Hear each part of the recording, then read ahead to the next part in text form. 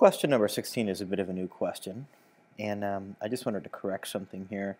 It's 30 degrees, that's fine there, but I did want to say is that that actually matches the 30-degree angle here that we're actually going to use. So let's go ahead and draw a free body diagram. We want the tension T1 in this chord, and this chord is T2. So our free body diagram is going to actually end up looking like this. We're going to have the weight, we're going to have T1, and we're going to have T2 here, and we'll have T1 going to the left. So that's step one. Step two, let's go ahead and get force components.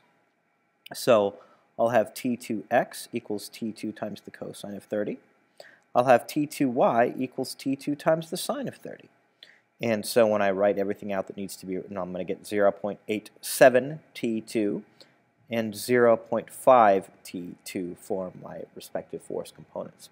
And now what I want to do is redraw my free body diagram with these split up force components. So I have the weight, I have T1, I'm going to have T2y, and I'm going to have T2x.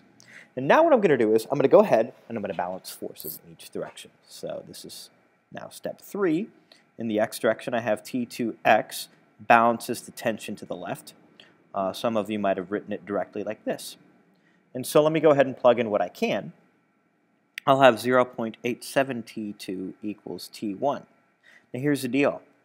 I may be tempted to plug in a number here, but I actually can't. I don't know what T1 is, and I don't know what T2 is either. And many of you will plug in 100, just kind of hoping that it'll somehow work out. And we really can't do that. So now we move on to our next step in the recipe, which is the y equation. So we have T2 in the y direction, balances the weight. Or some of you might have written it, they balance this way, which is exactly the same and correct. So now I'll plug in what I can. I know the weight is 100 newtons, which I get from here. I also know that T2y can be written as 0.5 T2. So I end up getting T2 equals 200 newtons of force. And I can use that right here to go ahead and get T1. So T1 is going to be 0.87 times T2.